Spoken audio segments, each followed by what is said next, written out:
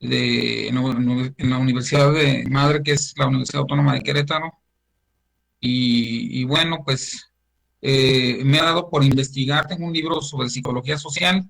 Ha ido cambiando el mundo, es algo que me he dado cuenta de manera muy rápida, muy vertiginosa, a veces tan rápido que ni siquiera podemos reflexionar o alcanzar a reflexionar los cambios.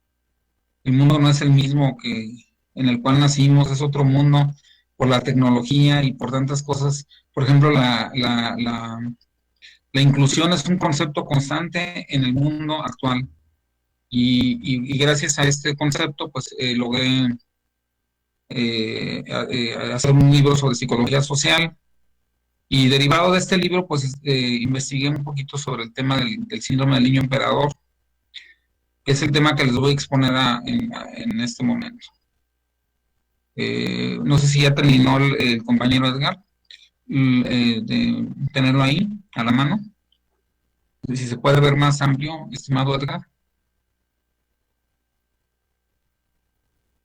porque se ven como diapositiva chiquita, no sé si ustedes las ven así. Si podemos hacer más grandes las diapositivas.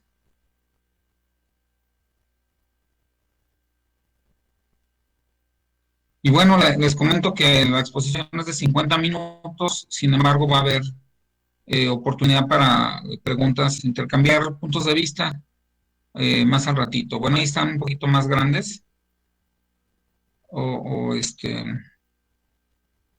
no, creo que no es PowerPoint, sino que se están viendo en un procesador. Ya ese es el tamaño, mi estimado doctor, si quisiera empezar. Ok, bueno. Miren, este es un concepto muy interesante que se le tituló como el síndrome del niño emperador.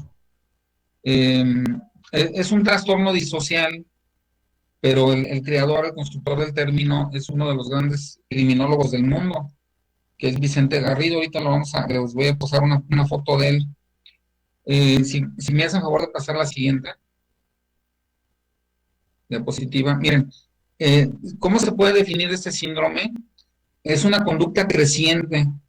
Es decir, en los años 20 del siglo pasado, 1920, o sea, hace 100 años, era una conducta y un síndrome pues que casi no existía. Existía en los reyes, en los hijos de los reyes, ¿sí? Sobre todo en los que eran herederos a la corona y que tenían a lo mejor una madre que estaba encargada momentáneamente de la regencia. Entonces, pues, eso ocurría en casos así muy especiales, hijos de millonarios que les tenían, inclusive que les daban clases personalizadas a casa, a domicilio, ¿sí? Esto no era algo muy común. Sin embargo, conforme viene los años, se está abriendo más y más este fenómeno que no deja de estar siendo una preocupación constante porque lo que se enseña en la casa, en el hogar, se va a reflejar en la sociedad y obviamente en el individuo. Entonces, por eso se define como creciente. O sea, cada año que pasa hay más este fenómeno del síndrome del niño emperador, que pertenece a un grupo de trastornos disociales. Hablamos de disocial cuando hablamos de algo que está afectando a la sociedad. No se ve con claridad el efecto, a veces, eh, por eso se habla de un amplio espectro. Y bueno, una de sus características es que los niños dominan a los padres y en ciertas situaciones los maltratan. Entonces, recordemos que el proceso de socialización pues es muy tardío en el caso del ser humano. En el caso de los animales ya nacen con ese instinto social. Las abejas, las hormigas, los demás animales son más bien de manada, no necesitan un proceso socializante. En cambio, el ser humano no tiene un instinto hacia la socialidad, sino que tiene que ser aprendida. Esa sería una diferencia muy importante con las hormigas y las abejas, que tienen un instinto hacia la sociabilidad y el humano lo tiene que aprender, necesita aprenderlo en el hogar sobre todo, este proceso socializante. Entonces, muchos padres de familia quieren que sus hijos tengan otro estilo de vida diferente al que ellos tuvieron.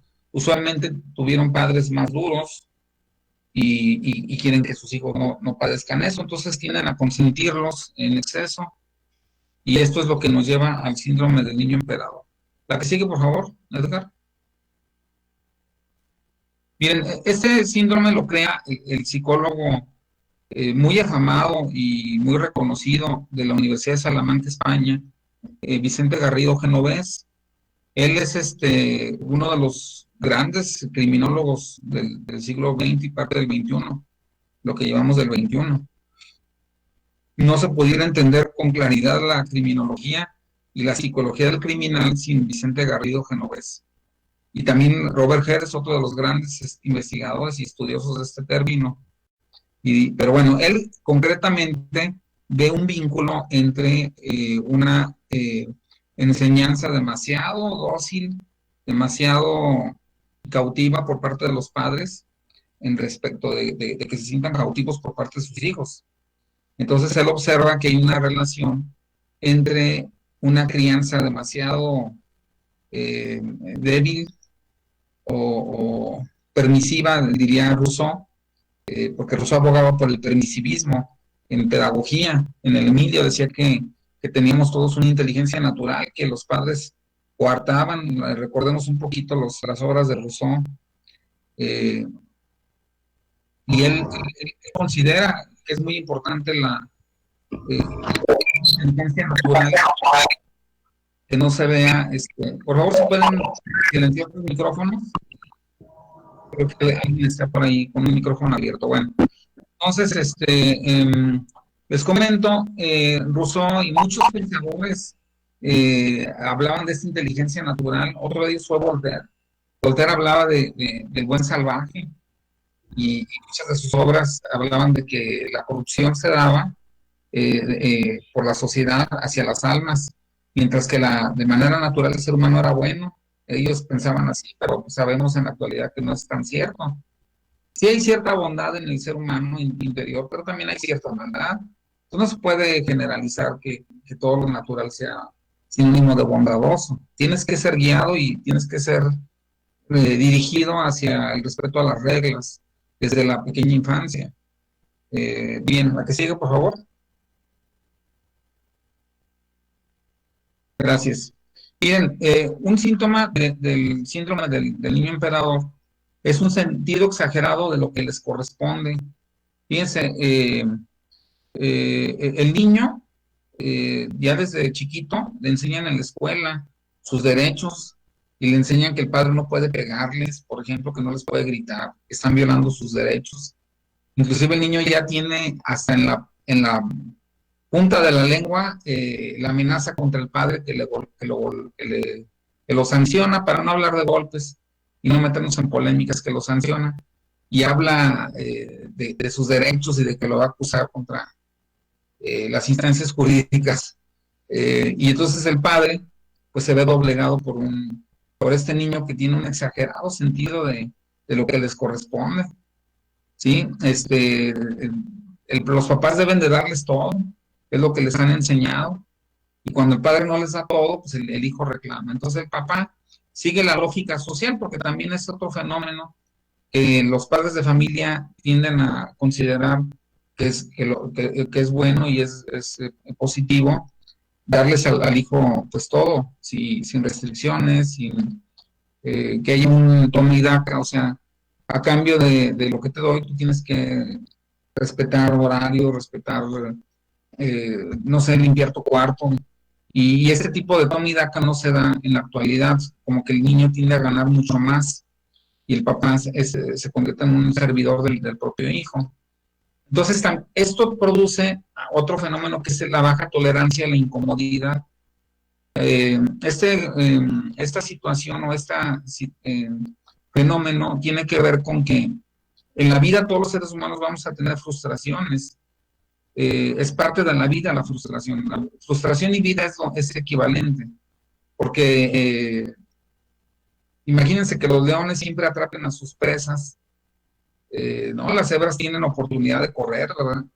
Entonces el león se va a frustrar en la vida natural, digamos, en la vida eh, que estamos acostumbrados a ver en el ejercicio de la naturaleza, hay frustración.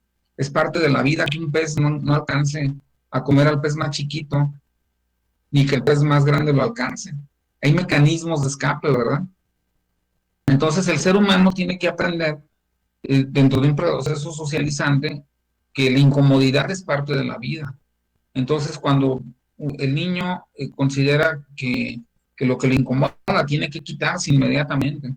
Le incomoda que el papá lo regañe, entonces se va, o le incomoda que no le cumplen las cosas, que no le cumplen sus caprichos. Entonces puede ser que se exprese esta intolerancia con rabietas, ¿verdad? Con ataques de ira, ahí lo pongo en la diapositiva.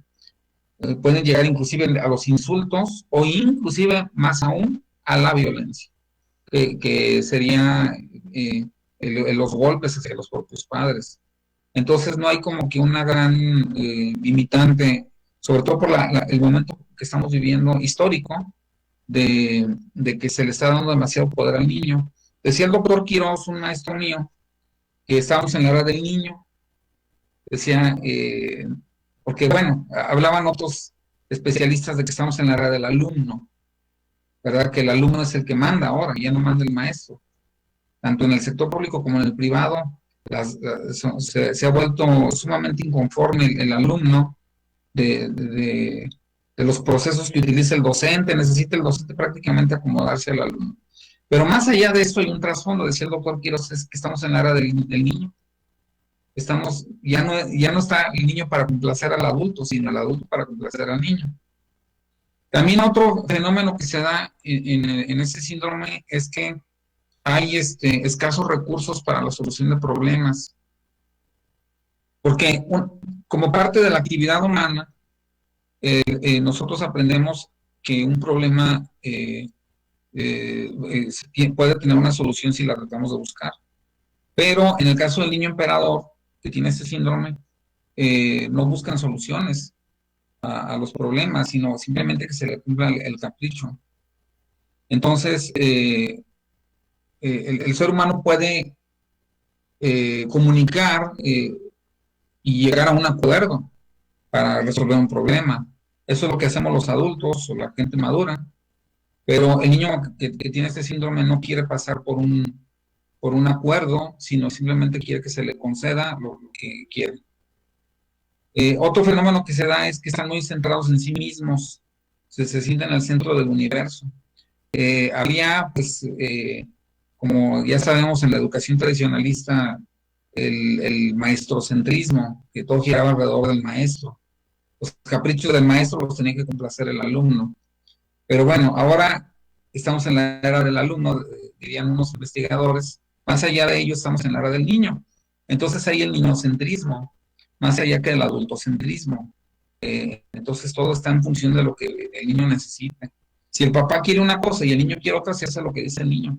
El propio padre no está muy certero de decidir a favor de él mismo, porque considera que está frustrando al niño y que eso va a ser muy malo para el propio niño, cosa que no es tan cierta. En algunos casos tal vez sí lo sea, pero en otros casos, yo creo que en la gran mayoría no es justificable que se le complazca de forma indiscriminada al niño, sino que tenemos que poner algún tipo de obligación en medio. Entonces, complacer al niño y enseñarle que en la vida hay que negociar, o sea, yo hago esto y tú me ayudas con esto. Creo que es la lógica de la vida. La lógica de un trabajador es, yo hago un trabajo porque voy a recibir un pago. Entonces, esta es la misma lógica. Entonces, si vemos al niño que tiene el síndrome del niño emperador, en la edad adulta pudiera ser un futuro criminal, un futuro psicópata, porque no va a asimilar que tenga que haber una correspondencia de su parte hacia el mundo, sino que nada más va a tomar o arrebatarle al mundo las cosas que él quiere. ¿Sí? A ver la que sigue, por favor. También hay otro fenómeno que es el de la atención. Tienes que estar atento a lo que haga el niño.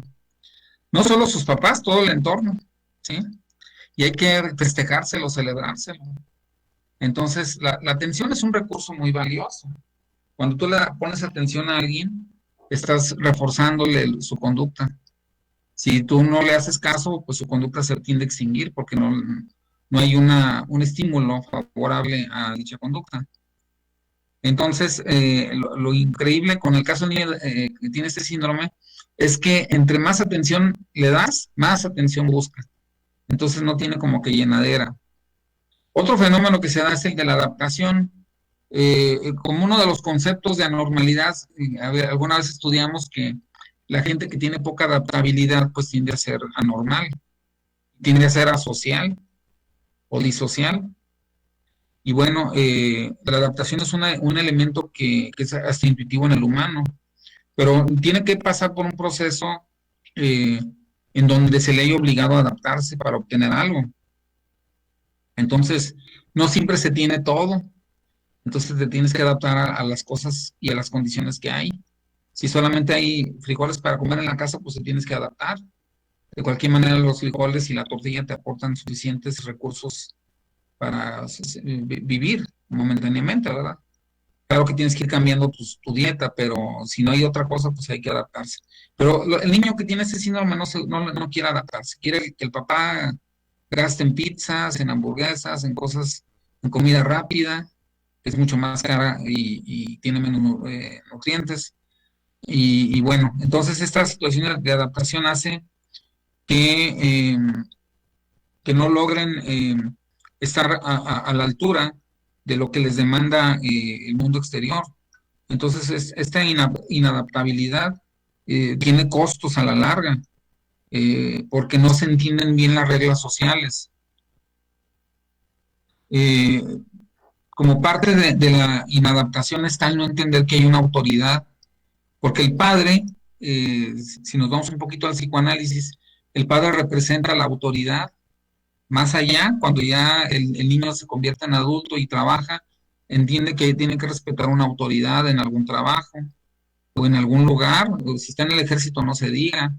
El capitán, pues le va a mandar si él es sargento, pero si él es sargento, le va a mandar a los que son soldados. Entonces, este concepto de autoridad es muy difícil que lo entienda el niño con el síndrome del emperador cuando se convierte en adulto. Entonces no va a poder entrar en una cadena de mando, que casi siempre se observa una cadena de mando en el trabajo. Cuando menos hay tres personas importantes en la cadena de mando, que es el jefe, el supervisor y el empleado. El supervisor le responde al jefe, pero también ordena al empleado. El empleado pues simplemente sigue órdenes, ¿no? El jefe pues tiene que también hacerse respetar. Pues es una cuestión de entendimiento de la lógica de la autoridad y de la cadena de mando, y en este caso se está rompiendo las estructuras. Por eso vemos con mucha facilidad que la gente difama, calumnia, injuria a las autoridades, y prácticamente se ha ido borrando. De hecho, en toda la República Mexicana ya se borró este artículo del Código Penal. Puedes injuriar, puedes calumniar y puedes difamar y no hay penalidad. Se derogó en 2007.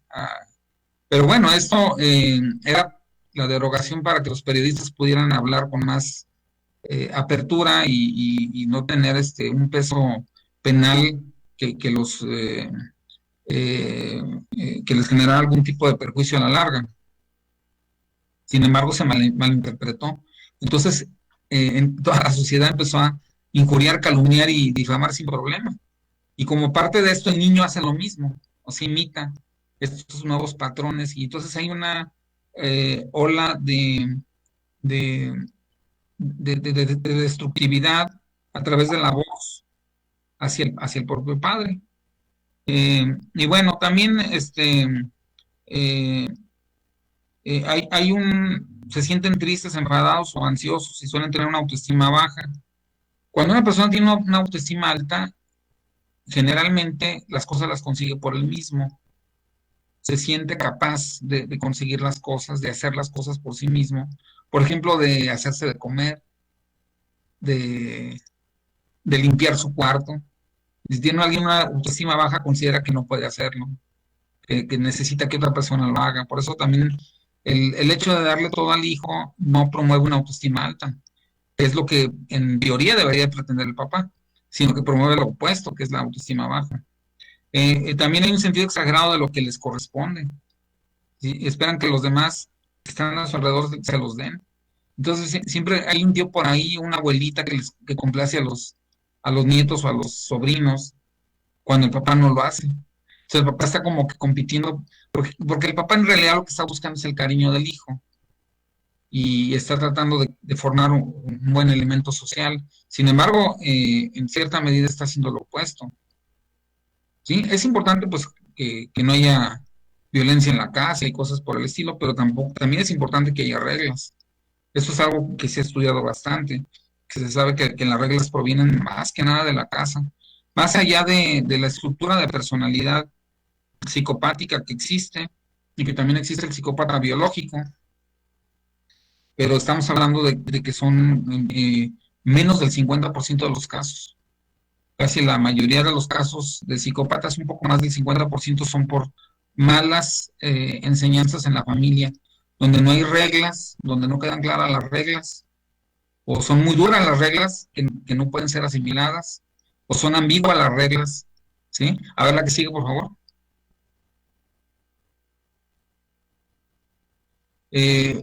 Bueno, fíjense, otro fenómeno que se da es que se busca justificar las conductas en el exterior y se culpa a los demás de lo que ellos hacen. Entonces, eso es lo que cuando el niño aprende a enjuiciar al adulto o al exterior, no se hace responsable de su vida. Si siempre es el exterior el que tiene la culpa, pues no me voy a ser yo responsable ni voy a cambiar. Solamente la gente que cambia es la que puede reconocer que tiene alguna falla. Si tú no alcanzas a ver que tienes una falla, pues va a ser muy difícil que cambies, porque no hay nada que te motive al cambio. Piensas que el exterior es el que está mal.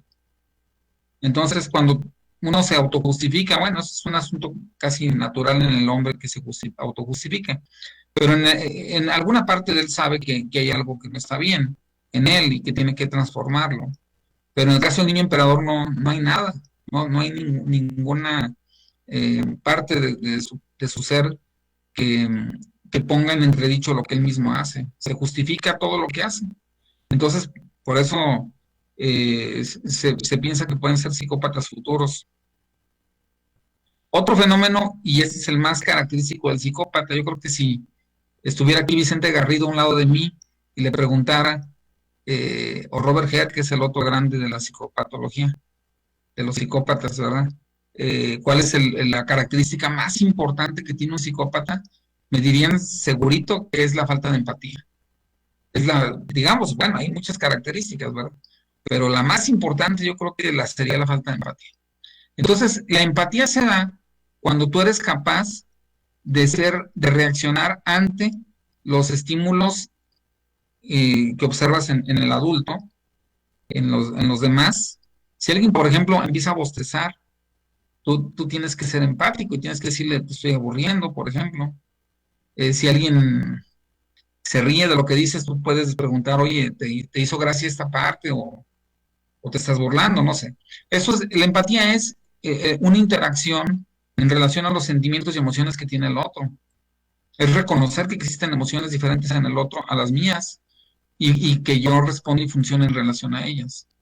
Entonces, el niño que carece de empatía no reconoce estas emociones y el papá le pone una cara fea de que no hay dinero, el niño no lo reconoce, él quiere que se le cumpla el capricho. Por eso su empatía empieza a disminuirse o a no formarse, nunca se forman. Se sabe en la actualidad, después de muchas investigaciones, que la empatía no es algo, digo, sí es algo muy propio del ser humano, pero es algo que se puede alimentar o que se puede nutrir o que se puede dejar de nutrir. Y entonces se puede hacer una pobreza de empatía muy fuerte, puede haber una gran empatía en la persona adulta. La empatía es la clave para que una persona se porte bien, se corrija, entienda que tiene una responsabilidad hacia los demás. Es muy importante la empatía para que todo esto exista. En fin, Eh, Piden hasta el extremo de la exigencia, fíjense, ese es otro fenómeno que se da en el niño emperador. No hay culpa, también un elemento que viene aparejado a la falta de empatía es la falta de culpa, en el caso del psicópata, de la persona que es psicópata en la adultez, que delinque, que rompe las reglas, pues no tiene empatía, no tiene consideración por los demás y no tiene ni experimenta culpa. Entonces, la culpa también se aprende en la casa, se aprende a través de las reglas y de los regaños de los padres. Si el papá nunca regaña y siempre está comprendiendo las acciones del menor, pues va a ser muy difícil que se genere una culpa en el menor. Y bueno, otro fenómeno más es que discuten las normas y los castigos, ¿sí? Para ellos las reglas o las normas son en simple injustas, y si alguien les pone reglas es malo, y no es al revés. A mí me decían de niño es que te pongo reglas porque te quiero, y porque quiero que entiendas que hay reglas en el mundo, ¿verdad? Pero ahora, si le pones reglas al niño, piensa que eres el malo.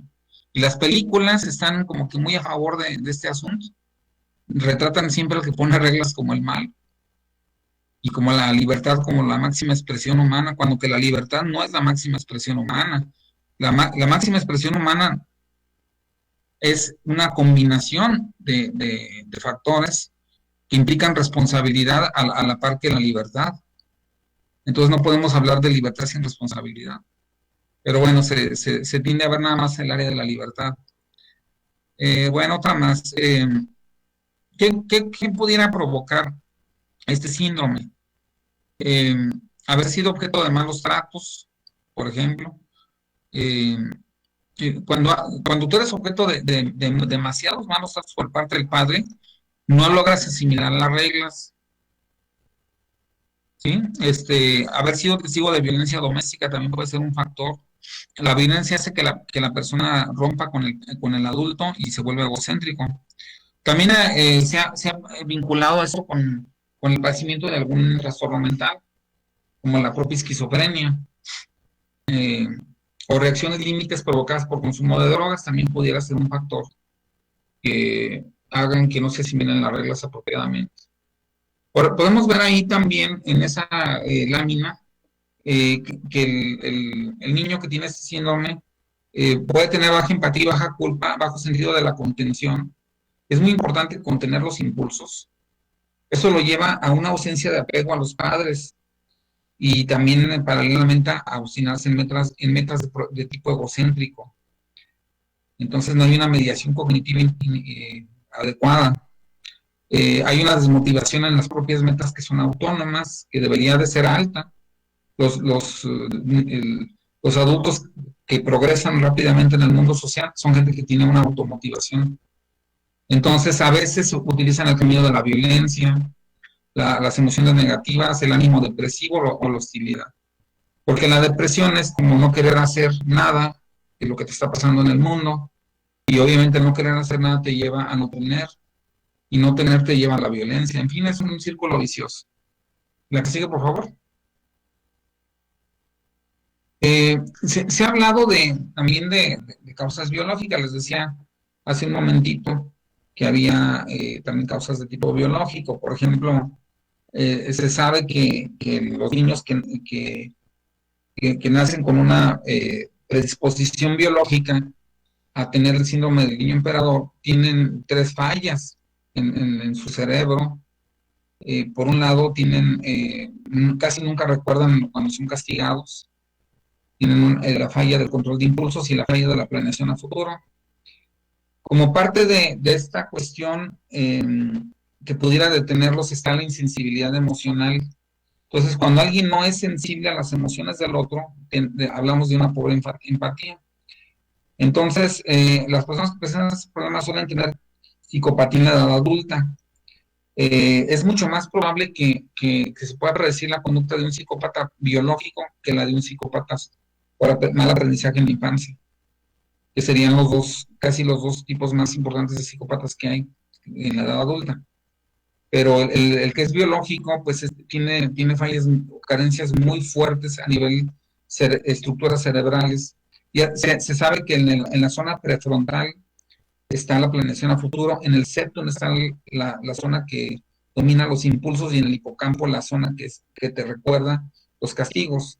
Estas tres fallas, cuando se unen al mismo tiempo o se dan en un cerebro al mismo tiempo, producen un psicópata biológico, muy probablemente en la edad adulta, pero que se expresa en el síndrome también del niño emperador en la niñez.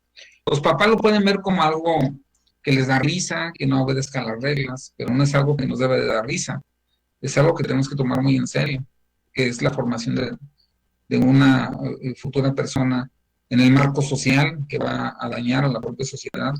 La que sigue, por favor.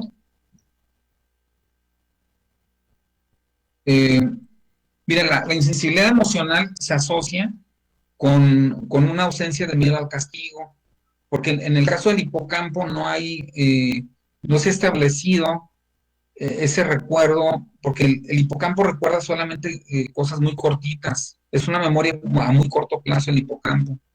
Un regaño tiene que ser vinculatorio y, con una mala acción. Entonces es casi algo inmediato, ¿no? Entonces por eso el hipocampo, la falla en el hipocampo puede predecir un problema psicopático en la edad adulta, ¿sí? Al mismo tiempo hay una orientación hacia la recompensa. Entonces se olvida el castigo y hay la parte impulsiva. Entonces no me acuerdo del castigo, pero los impulsos no son que me acuerdo o no me acuerdo, los impulsos son inmediatos y se llevan a la acción. El ser humano común y corriente tiende a detener sus impulsos, a contenerlos.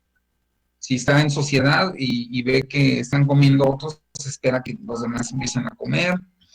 Eh, si todos traemos cargando un impulso sexual día y noche, pero no lo tenemos en activo hasta que se dan las condiciones adecuadas de privacidad, de comodidad con esa persona, que la otra persona esté cómoda con nosotros. El caso del niño que tiene síndrome del emperador puede ser un adolescente que no contenga bien los impulsos sexuales, puede ser un violador.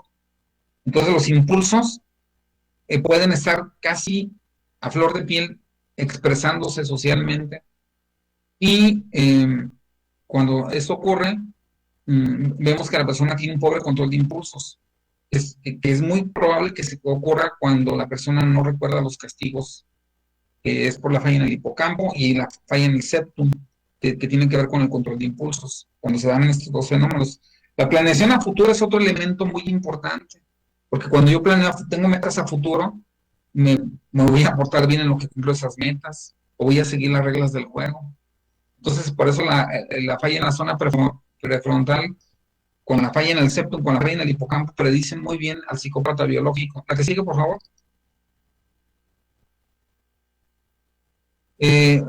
La insensibilidad emocional se asocia de modo consistente con la agresividad. Una persona que no puede ponerse en los zapatos del otro tiende a tener mucha agresividad, porque no se da cuenta que la agresividad está haciéndole daño a la otra persona que tiene, y no se da cuenta que él puede ser también una persona víctima de agresión, porque lo que nos detiene de hacerle daño a los demás es saber que también nosotros podemos ser víctimas de un daño. Entonces no queremos, como lo dice un refrán, no hagas al otro lo que no quieras para ti. Esa es como que la lógica de la empatía, que ahí se rompe en el caso del niño emperador. ¿La sigue?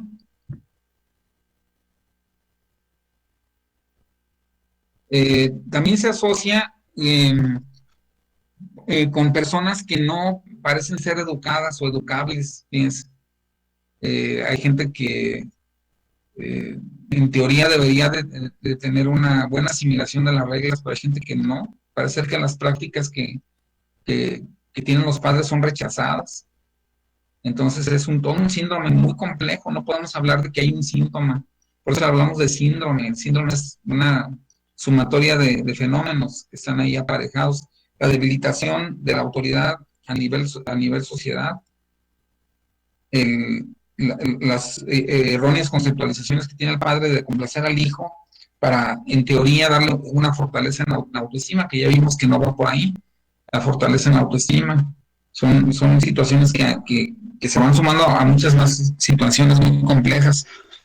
También el padre que tuvo una infancia dura, que de alguna manera lo formó, no le hizo daño, no quiere repetir en el hijo, cree que va a ser mejor para el hijo tener las cosas fáciles, pero no está dándose cuenta que las cosas fáciles no son tan buenas, porque no se pueden valorar. Cuando se obtiene de manera fácil algo, es muy difícil que se valore.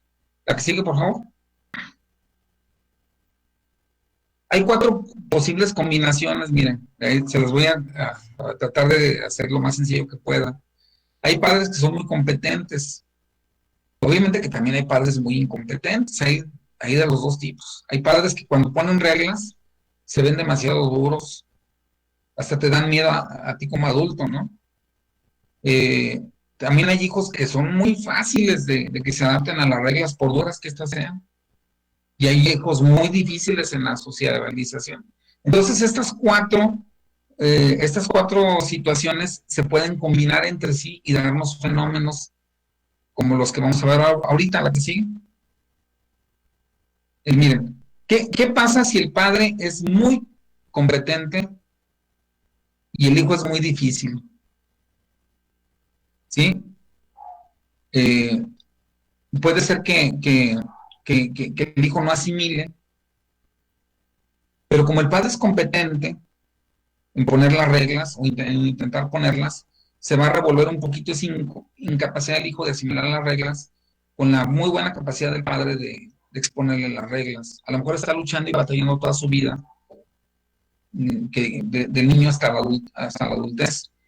Entonces va a haber una cierta asimilación de las reglas. También puede haber un caso a la inversa, que puede ser, por ejemplo, un padre muy incompetente con un hijo que sea muy competente en asimilar las reglas. O sea, aquí, en este caso, no va a asimilar las reglas del padre, sino del entorno, porque va a observar a los papás de sus compañeros. En donde quiera va a tratar de darle lectura a las reglas, aunque los propios padres no se las pongan. Entonces, lo mejor es tener hijos que sean muy dóciles cuando se les ponen reglas y que el padre sepa vender muy bien la idea de la regla. Eso sería lo ideal. Por eso ahí pongo una carita feliz. Y cuando el padre es incompetente y el hijo no asimila las reglas, pues casi estamos generando una predicción de prisión, por eso pongo a las esposas abajo. ¿Sí? Entonces, bueno, un niño que es muy bueno para la socialización, aunque es un padre incompetente, pues no genera tanto un psicópata en la edad adulta. ¿Sí? En el otro caso tampoco. Ahí pueden ver en la cruz, digo, en el signo además, un corazón de un lado y una socialización del otro. O sea, el amor de los padres convierte a un hijo sensible y respetuoso de las reglas, tarde que temprano, que sea muy difícil. O padres muy, muy difíciles de entender, pero con hijos muy sociables, pues tienden a respetar las reglas de un grupo. Aquí se ve abajo, ¿sí? Aunque lo mejor y lo óptimo sería tener padres muy competentes e hijos dóciles, pero eso es lo ideal. En cambio, cuando el papá de plano no pone reglas o no sabe vender estas reglas y el hijo es muy difícil, pues prácticamente estamos conduciendo al hijo hacia la psicopatía. ¿La sigue? Ya casi termino, miren, el sentido de contención es otro de los elementos que también es muy importante, porque todos sabemos que tenemos que contener nuestros impulsos. Pueden ser impulsos verbales o pueden ser impulsos de golpes o impulsos de destruir objetos, ¿sí? Entonces el ser humano tiene que tener un sentido de contención, pero este sentido de contención actualmente sabemos, después de muchas investigaciones, que no está en la naturaleza del hombre. El sentido de contención necesita aprenderlo en la casa, ¿sí? Puede ser que tenga una falla biológica que no le permita aprender, pero en general, en general una persona normal, cuando se le ponen límites, va a desarrollar un sentido de la contención. Miren, la disciplina afectiva promueve, pero no la garantiza, porque, insisto en el punto, también habríamos que analizar la biología, porque el psicópata biológico lo descubre Goleman y Newman en 1981, descubren las 3 fallas que les digo: no planean a futuro, tienen problemas para recordar los errores, y tienen problemas para contener los impulsos, y son 3 fallas, que sería el hipocampo, el septum y la zona prefrontal. Y Goleman y Newman en 1981 descubren que la biología del psicópata, porque hay psicópatas biológicos, ¿verdad? Pero hay psicópatas, ya vimos una gente normal que sea muy difícil de educar, pero que tenga un padre demasiado comprensivo no se convierte en psicópata. Necesitamos que se den los dos factores al mismo tiempo, que sea muy difícil de integrar las reglas y que el padre sea demasiado duro o demasiado dócil, o que no ponga las reglas en sí, o que las reglas sean ambiguas también. En fin, la que sigue, por favor. Eh, Hay muchos problemas para realizar el diagnóstico, ¿verdad? Porque cuando hablamos de un síndrome, son muchos síntomas que necesitamos ver en su conjunto. Se necesita un profesional para hacer un diagnóstico apropiado de un niño que tenga este síndrome del niño emperador. Eh, los diagnósticos habituales incluyen algún tipo de trastorno de conducta. En ocasiones el abuso de sustancias enmascara el problema, pero miren, cuando una persona, porque ya se ha visto que niños están siendo eh, drogados y que tienden a tener ya problemas farmacológicos y de farmacodependencia y de drogadicción. Y sin embargo aquí hay que distinguir entre el origen primario, en este caso la drogadicción produce una psicopatía secundaria. Es muy importante distinguir cuál es el factor primario, porque a veces cuando se erradica el factor primario, se erradica el secundario. Puede ser que si curamos al niño de la drogadicción o al adolescente, se quite de raíz la psicopatía.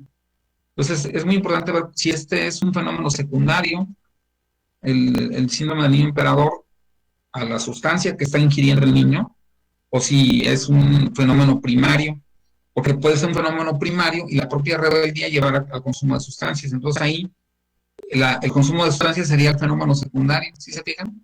Entonces ahí tenemos que ser muy inteligentes en ver cuál es el factor primario. ¿Sí? Los perfiles suelen mostrar un patrón de desadaptación. Es algo que también se puede observar en los niños con este síndrome. Y los tratamientos adaptados no suelen tomar en consideración los aspectos diferenciales del diagnóstico, por eso es tan difícil de diagnosticar. Otra más, porque me quedan 3 minutos, me estoy dando cuenta. La que sigue, por favor. Gracias. Bueno, el DSM-5 lo coloca como uno de varios trastornos disociales, donde agrupa obviamente también a los psicópatas. Eh, se los voy a leer, es un patrón repetitivo y persistente de comportamiento en el que se violan los derechos básicos de otras personas o normas sociales importantes propias de la edad, manifestándose por la presencia de 3 o más de los siguientes criterios durante los últimos 12 meses y por lo menos de un criterio durante los últimos 6 meses. ¿La que sigue? Esto es lo que marca el DSM-5. Agresiones a personas, animales, a menudo fanfarronean, amenazan, a menudo inician peleas físicas, manifiestan crueldad, sobre todo con animales. En el caso de los niños chiquitos con animales y en el caso de los adolescentes con personas también. Ha robado o se ha enfrentado, ha forzado a alguien a tener una actividad sexual en el caso de los adolescentes. Otra más, por favor. Y miren, ya para terminar, otra más, la otra más, porque esos son los criterios del DSM-5. Miren, cuando el trastorno disocial, porque se ha descubierto también que los niños que tienen déficit de atención e hiperactividad, pero que no tienen rasgos de psicopatía, pueden ser delincuentes, pero no son violentos con los padres. La que sigue, por favor. Sin embargo, cuando sí hay rasgos de psicopatía, es decir, que tienen estos 3 problemas que les comenté, que son niños muy poco dóciles, entonces, aparte de la delincuencia, también tienen violencia con los padres, ¿sí? Y ya creo que es la última diapositiva, a ver la que sigue, por favor. En el factor número 1, que son los componentes de la psicopatía juvenil, sería la insensibilidad, o dicho de otra manera, la falta de empatía. Es una conducta agradable, pero falsa, incapaz de empatía o de sentimientos de culpa. ¿Qué frena a una persona de romper las reglas sociales? Lo frena el saber que le pueden ocurrir también a él, que es la empatía, y lo frena también el sentido de culpa. Ese sería un factor que se junta con el otro factor, que sería la impulsividad. Entonces, por un lado está, la culpa en sí no te inhibe los impulsos. Eso es una área diferente del cerebro. La culpa es un recuerdo, ¿sí? Y la falta de empatía también, ¿sí? O la empatía. Entonces, pero la impulsividad es que hay una parte de tu cerebro que no logra frenar los impulsos que vienen usualmente del hipotálamo o que vienen también de la amígdala. Recordemos casi todos los impulsos biológicos, como ser hambre, sexo, dormir, moverse, todo esto ¿cómo se llama? Está vinculado con el hipotálamo. Y el miedo y el ataque está vinculado con la amígdala. De ahí nacen los impulsos, pero no se controlan en el caso de los adolescentes. En el caso de la psicopatía juvenil es un muy buen predictor de psicopatía en edad adulta. Casi no hay psicópata adulto que no haya sido psicópata juvenil y que no haya tenido rasgos en la infancia, que muchas veces el padre erróneamente festeja y ve como una curiosidad en el hijo que no respeta las reglas, cuando es un asunto que, como ya les dije, debemos de tomar muy en serio. De mi parte sería todo. Espero no haber ido muy rápido. Creo que es lo más importante. Hay otras dos diapositivas, pero vamos a dejarle aquí por respeto al tiempo, que me dijeron que eran 50 minutos, y quedan sus órdenes para tener una charla, un diálogo sobre lo que quieran comentarme, seguramente más de una persona que conoce muy bien este tema y que pueda hacer algún comentario también. Estoy a la orden. Creo que son 48 personas. Doctor, ¿por qué no concluye, si son dos más, por qué no las concluye, por favor? Sí, con todo gusto. Nomás que me estaba pues ajustando al tiempo, para mí, para que no digan que yo rompo las reglas. Bueno, muchas gracias. La que sigue, por favor. Bueno, intervención. Esto es nada más como un elemento de sugerencia, ¿verdad? ¿Qué debe de hacer un psicólogo o un criminólogo para modificar la conducta de un niño con síndrome del emperador? Desarrollar el autocontrol, obviamente, tratar de que se desarrolle la empatía. Y el role talking es el rol de hablar, de que permita que otros hablen, ¿sí? Habilidades de relación no ventajistas. Usualmente el niño tiende a tener acuerdos que sean muy ventajistas para él. O sea, hay que enseñarle que la ventaja a la larga va a ser que se rompa el esquema, porque nadie está cómodo cuando da más en una relación de lo que le dan, ¿verdad? Entonces eso es importante que lo sepan.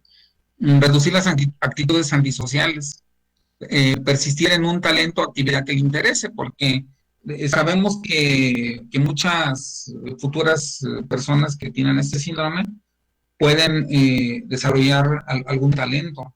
Por ejemplo, la pintura. ¿Qué hubiera sido de Hitler si sigue desarrollando la pintura? Me pregunto yo. Tal vez no se hubiera convertido. Lo que pasa es que acuérdense que a Hitler, que era pintor, no lo aceptó la Academia de Viena de Pintura, lo rechazó. Entonces, ¿qué le dio a entender? Que no siguiera por ese camino que es el del arte. El arte sublima a los impulsos agresivos, ¿verdad? Entonces, como ejemplo, ahí está Hitler. Si no, estudien un poquito ahí en su biografía y se van a dar cuenta de que no lo admitió la Academia de Viena. Se fue a Viena para que lo admitieran en la Academia de Pintura y no lo admitieron. Entonces, es una forma el cultivar un talento de evitar que sea el síndrome del niño emperador, porque se sustituye, se sublima. ¿La que sigue?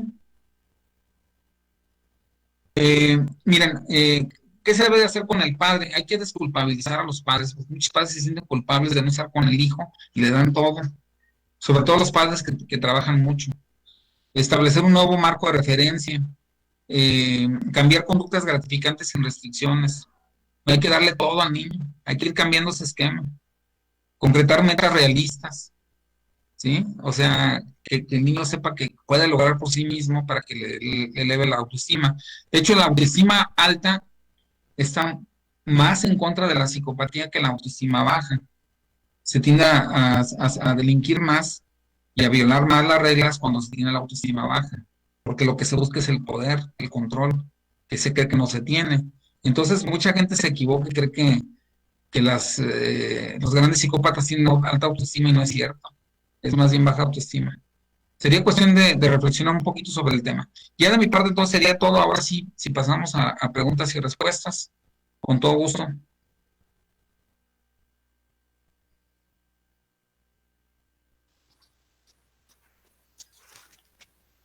No sé si el coordinador tenga por ahí algo o no veo preguntas en el chat. Hola, yo sí. Ah, adelante. Hola, buenas tardes. Buenas tardes. Bueno, una de las cuestiones que también es importante saber con respecto a estas características o este síndrome, por ejemplo, es que también como psicólogos puedes ayudar a los niños y sobre todo, más bien enfocado para que los padres puedan ayudar y puedan trabajar con sus hijos esta baja tolerancia a la frustración, que es uno de las características que tiene este síndrome, baja tolerancia a la frustración, a la demora y demás, es lo que yo he observado y trabajado con ellos es a armar o jugar con ellos, armar rompecabezas o jugar y dejar que ellos aprendan también a perder. Yo he visto muchas de las veces que los papás, o sea, tienen ese miedo o temor, es un temor enorme a que su hijo pierda en un juego, simplemente en un juego de mesa.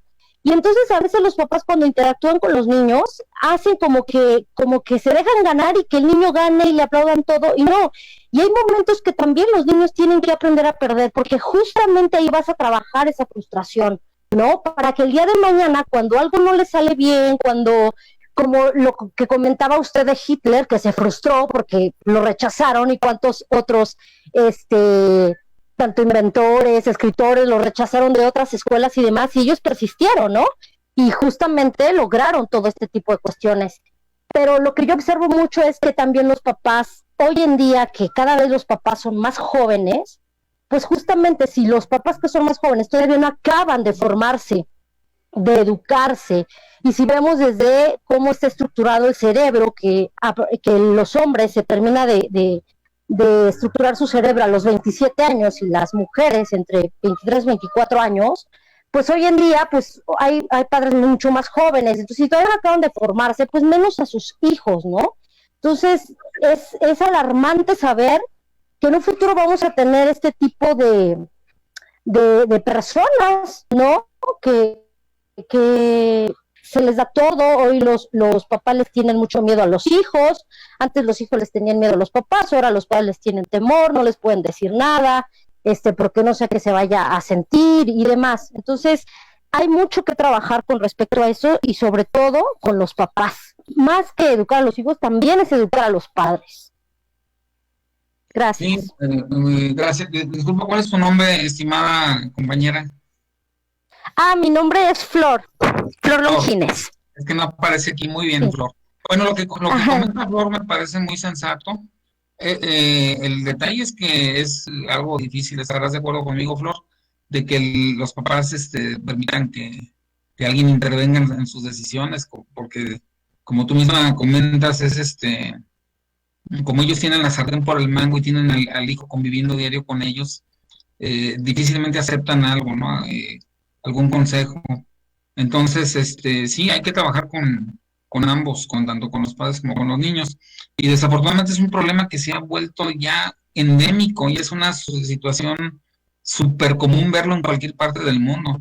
Yo hace unos años me puse a estudiar, porque el último lugar donde se seguía respetando la autoridad del maestro y del padre era en Rusia, en la Unión Soviética, en la ex Unión Soviética, porque eran, pues ya ven, allá tardaron un buen rato en democratizarse y en abrirse a libre comercio, y había muchos esquemas muy rígidos, pero en la actualidad, en 2020, Rusia está igual que México, igual que Estados Unidos.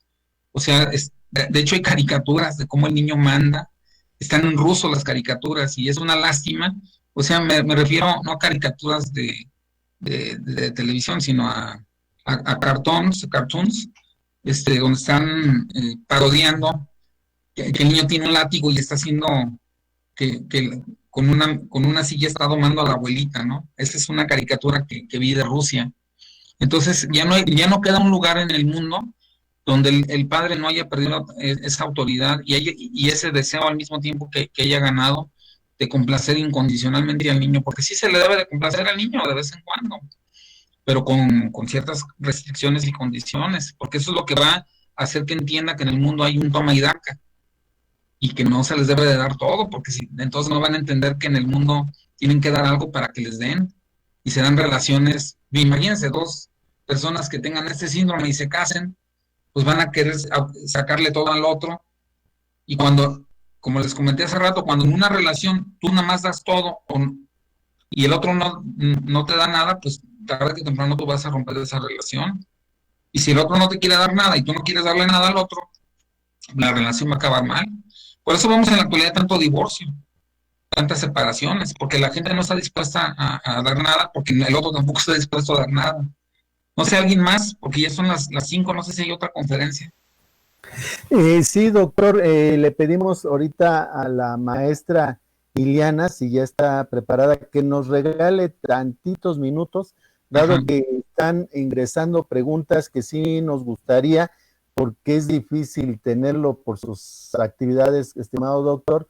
Y bueno, de una vez le digo al público que precisamente usted hizo un artículo muy interesante de cómo los alumnos ahora están atacando a los profesores, porque antes se veía, no, perdón, sí, los alumnos, porque antes se decía que era el profesor el que atacaba, el que golpeaba, pero estamos viendo un proceso ahora totalmente diferente. Entonces, por favor, contestar las preguntas, no sé si está viendo el chat o se las leemos, doctor, pero prefiero que lea el chat para que pudiera contestar las preguntas y nuevamente una disculpa a la maestra Iliana, ahorita damos acceso a su magistral conferencia. Sí, bueno, aquí hay algunos comentarios, miren, me llama la atención que luego a veces hacemos generalizaciones. Claro que todo depende pues, de muchos factores, pero no todo es tan absolutamente dependiente de la educación, ¿eh? Tenemos que también tomar en cuenta los elementos biológicos, la herencia. Hay muchos factores también ahí que están, a veces se nos antoja simplificar y decir, esto es por esto, ¿no? Y a veces son muchos más factores los que están interviniendo. Y de hecho, en ciencias sociales, nunca es un solo factor, siempre son muchos factores que se van sumando y que son los que producen un fenómeno. Eh, eh,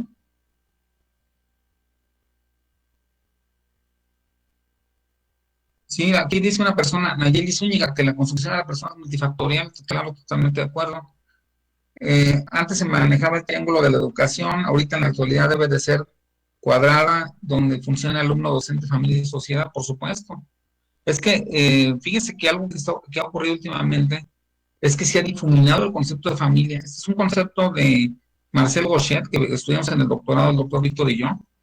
El concepto de familia se ha difuminado, ya no nos queda claro los límites, hasta dónde llega el concepto de familia, qué es una familia, porque ya familia puede ser cualquier elemento en interacción con otro, y no hay, por ejemplo, antes se concebía la familia como que había alguien que tenía autoridad, y que el que tenía autoridad pues tenía la obligación de dar para el gasto, ¿no? Ese era como un concepto muy obvio de familia, y en la actualidad pues no tanto. Y bueno, pues en general son las cosas que estoy viendo aquí en el chat. Hay que educar a la sociedad también, es otro comentario que por aquí nos ponen. Unas felicitaciones, pues muy agradecido a la maestra María López Alejandra. Eh, pero ¿cómo se educa a la sociedad? La sociedad no es un concepto muy difuso y muy difícil de asir, ¿verdad? Y es que hay muchas ideas, es que miren, así como hay de familias, así hay de ideas dentro de las familias. Cada familia es un mundo de ideas, entonces eso también nos lleva a que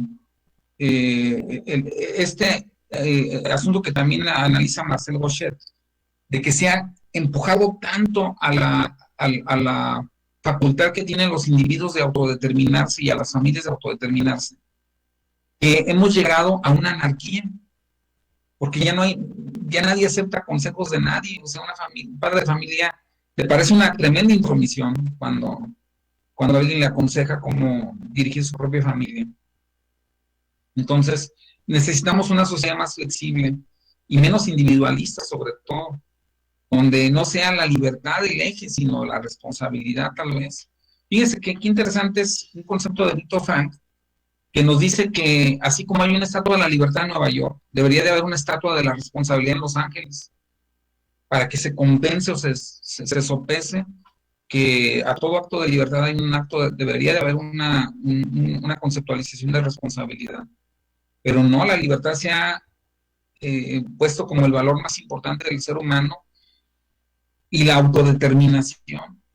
Y eso yo creo que son elementos que nos están generando problemas porque no hay nadie que ponga orden en el mundo. Ni hay nadie que se considere una guía moral para poner el orden o las reglas. Porque vean, el presidente de Estados Unidos ridiculizado en el propio debate y siendo llamado como payaso, pues ya quién tiene la autoridad, ya nadie tiene la autoridad moral. Yo creo que tendríamos que rescatar la autoridad moral de hace algunos años que tenían algunas personas para dirigir y para orientar. Y no veo yo líderes morales. Me parece que se han ido perdiendo los últimos que por ahí pudimos ver, tal vez Mandela, tal vez mucho más atrás Gandhi, pero ya no hay casi líderes morales que nos enseñen con el ejemplo. Entonces es muy difícil enseñar a la sociedad. Claro que sería idóneo lograr hacer una enseñanza social, corregiríamos de tajo todo, ¿no? Adelante, doctor Víctor. No, pues simplemente para agradecer y bueno, invitar a todos aquellos que quieran incrementar sus conocimientos en psicología, sus libros de sociología, de las redes sociales, pues invitarlos que nada más pongan el nombre de usted, Luis Felipe Elzaeli González, e inmediatamente creo que hay varios artículos en PDF que se pueden bajar y bueno, que revisen Google Académico, donde pues usted está en índice I de los más citados, conjuntamente con nuestro querido amigo el doctor Arturo Barraza. Y bueno, pues nada más nuevamente agradecer que nos haya acompañado y nos haya pues dado como siempre un manjar de conocimientos. Gracias, doctor, como siempre, nuestra admiración y amistad. Muchas gracias por la invitación, doctor Víctor. Estoy a la orden del Colegio Federal de Peritos, a tus órdenes y a las órdenes de todo el equipo y de todos los que participan en estas charlas. Pues estoy muy agradecido, son comentarios muy inteligentes y pues el que sale siempre ganando soy un servidor y el que está honrado soy yo. Gracias, aquí todos somos honrados, eso sí tiene el colegio. Hasta pronto. Muy bien. Bueno, entonces daríamos paso